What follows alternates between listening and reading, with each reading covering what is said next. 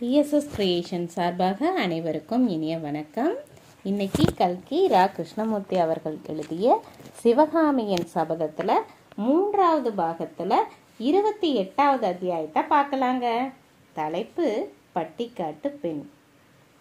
வரவேற்பு வைபவங்கள் எல்லாம் முடிந்த பிறகு நமசிவாய வைத்தியரின் வீட்டுக்குள்ளே மாமல்லரும் பரஞ்சோதியும் பிரவேசித்தார்கள். பல்லவ சாம்ராஜ்யத்தின் குமார சக்கரவர்த்தி திடீரென்று தங்கள் சின்னஞ்சிறு இல்லத்துக்குள் பிரவேசிக்கவே அந்த வீட்டார் எல்லோரும் இன்னது செய்வதென்று தெரியாமல் திகைத்து நின்றார்கள். தளபதிக்கு உரிய வீர உடை தரித்திருந்த காரணத்தினால் பரஞ்சோதியை நிமிர்ந்து பார்த்து பேசக்கூட அவர்களுக்கு கூச்சமாய் இருந்தது. பரஞ்சோதிக்கோ அதைவிட கூச்சமாய் இருந்தது. கூடத்தில் போட்டிருந்த ஆசனம் ஒன்றில் யாரும் சொல்லாமல் தாமே மாமல்லர் உட்கார்ந்து கொண்டு சுற்றுமுற்றும் பார்த்தார். நிலைமையை ஒருவாறு அறிந்து கொண்டார். கண்களில் கண்ணீர் ததும்ப நின்ற மூதாட்டிதான் பரஞ்சோதியின் தாயார் என்று ஊகித்து தெரிந்து கொண்டு, எங்கள் வீர தளபதியை பெற்ற பாக்கியசாலியான தாயை தரிசிக்க வேண்டும் என்று எனக்கு எவ்வளவோ ஆவலாய் இருந்தது. அந்த பாக்கியம் இன்று கிட்டிற்று என்று சொல்லிவிட்டு பரஞ்சோதியை பார்த்து, தளபதி, இது என்ன? அன்னைக்கு நமஸ்காரம் செய்யும் தொண்டை மண்டலத்துக்கு போனதால் மரியாதை கூட மறந்து போய்விட்டது என்றல்லவா நாளைக்கு எல்லாரும் குறை சொல்வார்கள் என்றார். உடனே பரஞ்சோதி முன்னால் சென்று அன்னையின் பாதங்களில் நமஸ்காரம் செய்தார். நமஸ்கரித்த குமாரனை வாரி எடுத்து உச்சி முகர வேண்டும் என்ற ஆசை அந்த அம்மாளுக்கு எவ்வளவோ இருந்தது. ஆனால் குமார சக்கரவர்த்தி அங்கு வீற்றிருந்ததும் தன் குமாரன் போர்க்கோல உடை தரித்திருந்ததும் அவளுக்கு தயக்கத்தை உண்டு பண்ணிற்று.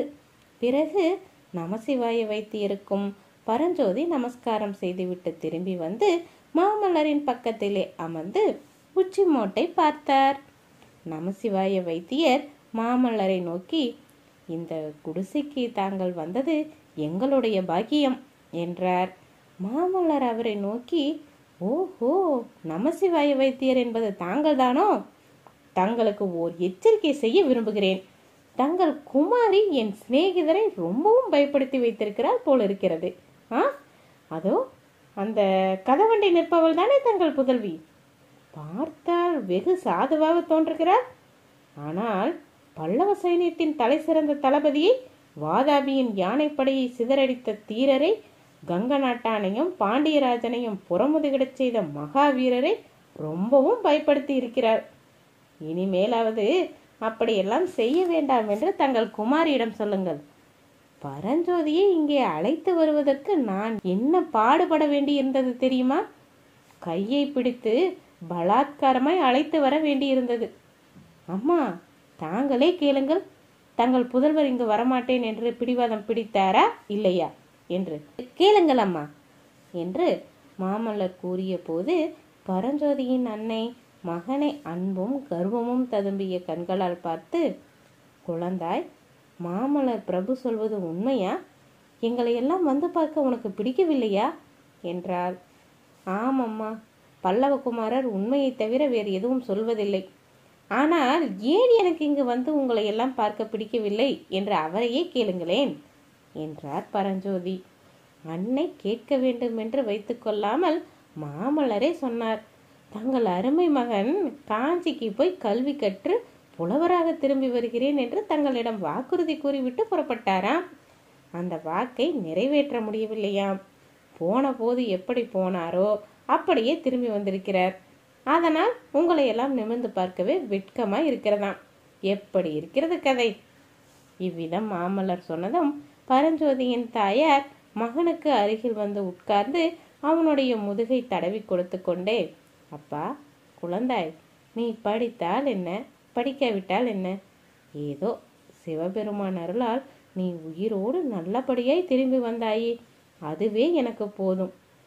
அந்நாளில் உனக்கு படிப்பு சொல்லிக் கொடுக்க வந்த அண்ணாவிமார்களை எல்லாம் நீ அடித்து விரட்டினாயே, அதற்காகவெல்லாம் நான் உன்னை எப்போதாவது கோபித்ததுண்டா என்றாள். இதை கேட்ட மாமல்லர் சிரித்து கொண்டே சொன்னதாவது, என்ன என்ன, உபாத்தியாயர்களை அடித்து விரட்டினாரா உங்கள் மகன்? நல்ல வேலை, நான் பிழைத்தேன். இந்த சாது பிள்ளைதான் என்னை தனக்கு கல்வி கற்றுக் கொடுக்கும்படி தொந்தரவு செய்தார்.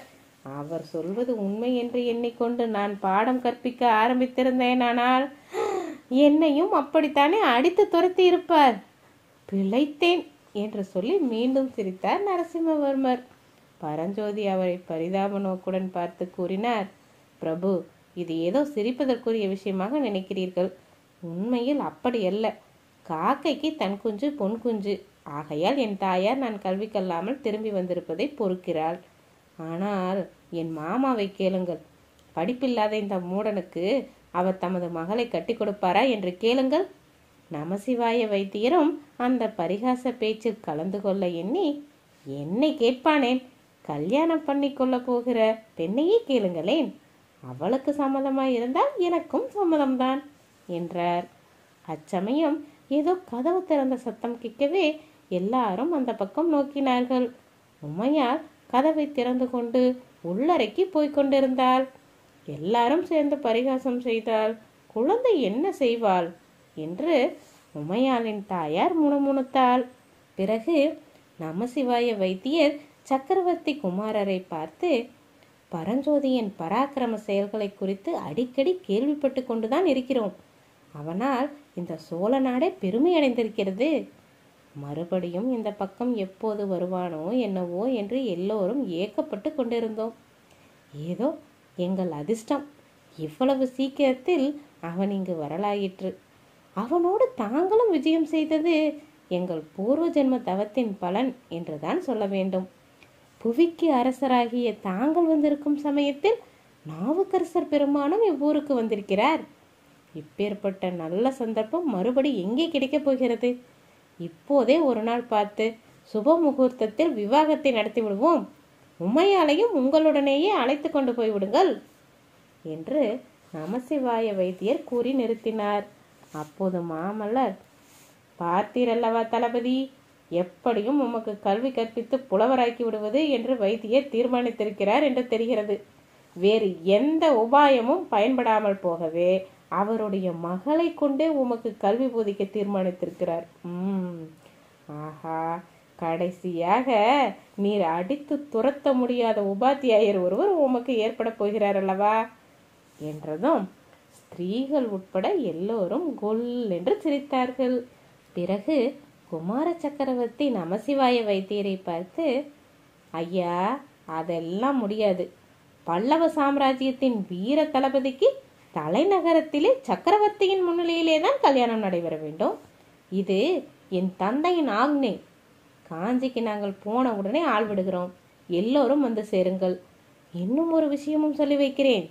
அப்படி ஒரு வேளை உங்களுடைய குமாரி கல்வி கேள்விகளில் வல்ல ஒருவரைத்தான், புலவரைத்தான் கல்யாணம் செய்து கொள்வேன் என்று பிடிவாதம் பிடித்தால் அதற்கும் வழி இருக்கிறது. காஞ்சியில் எங்கள் குலகுரு ருத்ராச்சாரியார் இருக்கிறார். வயது 90 தான் ஆகிறது. தாடி ஒரு முழ நீளத்துக்கு குறையாது. அவர் அறியாத கலையோ அவர் படியாத ஏடோ ஒன்றும் கிடையாது. அவரை வேண்டுமானாலும் உங்கள் புலமை மிகுந்த மகளை கல்யாணம் செய்து கொள்ள செய்கிறேன் என்று பலத்த சிரிப்புகளுக்கிடையே கூறிவிட்டு, தளபதி வாரம் போகலாம், திருநாவுக்கரசரை தரிசித்து விட்டு வரலாம் என்று சொல்லிக்கொண்டே எழுந்தார். மாமல்லரும் பரஞ்சோதியும் நாவுக்கரசர் பெருமானை அவர் தங்கியிருந்த திருமடத்தில் பார்த்துவிட்டு திரும்பி வந்தவுடன் பரஞ்சோதியின் தாயார் அவருடைய கையை பிடித்து கொண்டு, இங்கே வா தம்பி, ஒரு சமாச்சாரம் என்று உள்ளறைக்கு அவரை அழைத்து கொண்டு போனாள். அங்கே தரையில் படுத்து தேம்பி கொண்டிருந்த உமையாளை காட்டி, பார்த்தாயா, உன்னுடைய பரிகாச பேச்சு இந்த பெண்ணை என்ன பாடுபடுத்தி இருக்கிறது. இப்படி செய்யலாமா அப்பா என்றாள். பரஞ்சோதி மனம் இலகியவராய், ஐயோ, இது என்ன பழி, நான் ஒன்றும் பரிகாசம் செய்யவில்லையே என்றார். செய்ததையும் செய்துவிட்டு இல்லை என்று சாதியாதே. இந்த குழந்தை என்ன சொல்லுகிறாள் தெரியுமா?